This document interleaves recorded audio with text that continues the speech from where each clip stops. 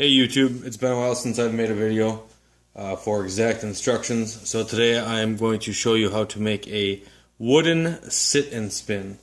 There's a couple of videos out there, but the one guy that shows the video, he talks and he doesn't show anything. So I'm just going to show you what I have done, what I plan on doing, etc.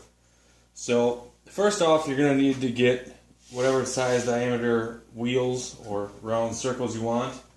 They can be as big and or as small as you want. It all depends on how big your child is, or I guess you could even make one for an adult. But I was going to go ahead and plane some boards down and biscuit, join them together, cut the circle out. It's pretty self-explanatory.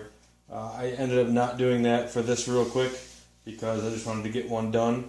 So actually at Menards, I bought an 18-inch and a 15-inch round. Granted, it's pine, and I'm not very confident in the fact that they're going to hold together for the long haul, but they were just edge glued pine. They're already somewhat sanded and rounded, basically ready to go for you. So I think this 18-inch wheel was like $7, and this was like $5, so I got $12 invested in the wood as opposed to doing it myself. And again, I can just redo them at a later time if I need to, or if this one breaks.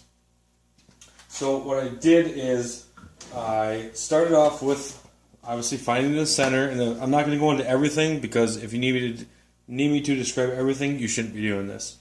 What I did is I found the center, I drilled the hole out, I bought an 1.5 inch dowel. You could take one down on your lathe if you wanted to. I just bought an 1.5 inch dowel. 4-footer, I think it was like $5. So, found the center, drilled out the center. From there, when I had the center, I guess the most important thing is the bearing. You can find 2 different Lazy Susan bearings, or probably more than that. I opted with the 12-inch. What this is a 12-inch, and it's rated for 1,000 pounds. Obviously, I'm going to have no issue with that whatsoever. The other ones you're going to normally see are square. I have one over on the other side of the shop. I'm just not going to walk over and grab it. So that one's rated for like 500, so that one would even be fine as well. The nice thing about this one is, so I'm going to go ahead and when I press this down, I'm going to screw them into these 4 holes to the bottom plate here. And once the bottom plate's secured, there is a bigger hole here, which you can see coincides with this hole right here. So what happens is, now to secure my top surface here, I can go ahead and I can just, once this is secured, I drill the hole all the way through the board, which is right here. I keep spinning until I find the hole I want. There's three holes, big, medium, and small. So most people, I would assume, are going to end up using the middle one because that's what your typical wood screw would go into. And you just want to make sure that everything is centered and round in the sense of you don't want to have this perfectly centered and then have it slightly off-centered with this, because then it's going to, it's not going to turn smooth. So I'm going to go ahead and screw the 4 screws into the bottom here. I guess if you want to see what I did with the bottom, because this is just over 1 inch pine, it's not the most sturdy in my opinion. And how are you going to secure it? You could wood glue it. Is it going to stay? I don't know. The kid's reefing on it. It's a toy. So what I ended up doing is, if you can see here, I took 3 extra pieces of 2x4 and cut them just shy. This is going to be the base. You're not even going to notice it. It doesn't really matter what it looks like. I eventually will paint everything, sand it smooth, sand it nice and smooth. So you can see here, secured it all from the top down, make sure it's flush or below flush.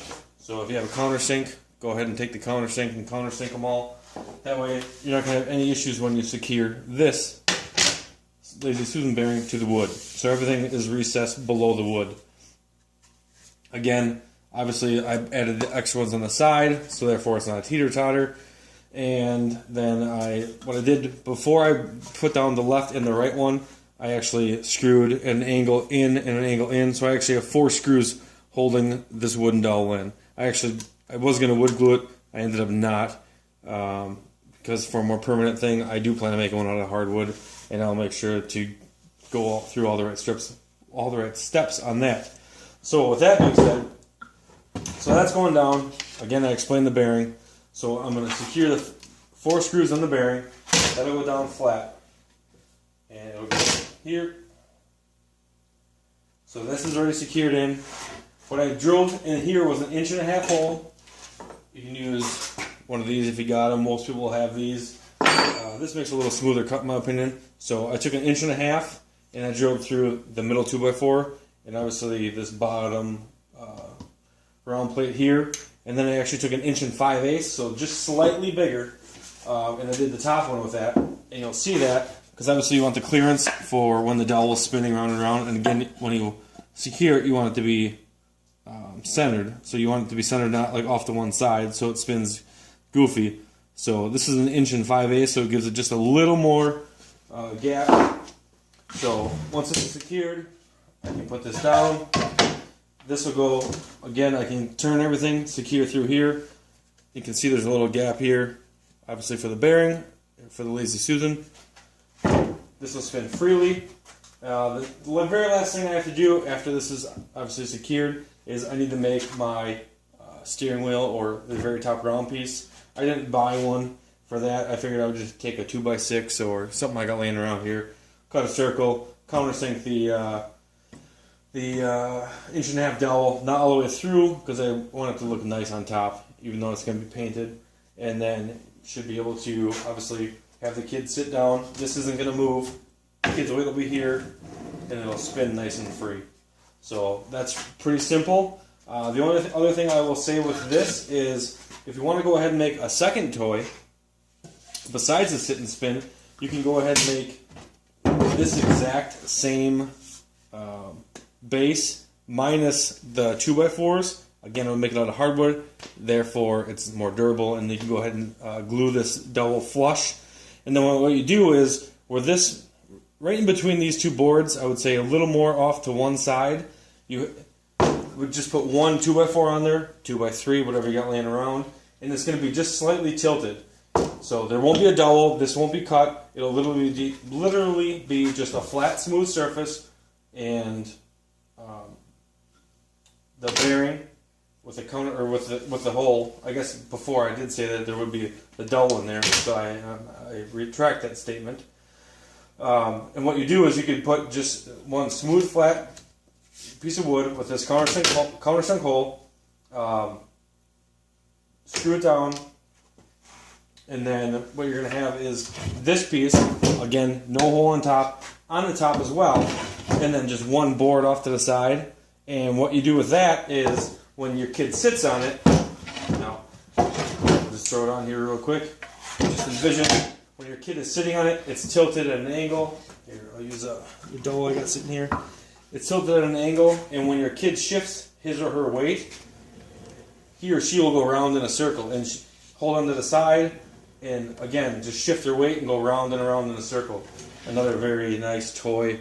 I would say for a little older. This is obviously for a younger generation, in the sense of they can sit and spin with the whole weight bearing. You know, where you're shifting your weight left to right or forward and back. That would be for a little older. So that's pretty much what I got for you. The bearing, again, if you need information, it truly is just a 12-inch bearing. Again, rated at 1,000 pounds, so there should be no issue here. The only downfall I see is that I made this out of pine quick. I just wanted to make one quick and see how it turned out, and then again I'll make it out of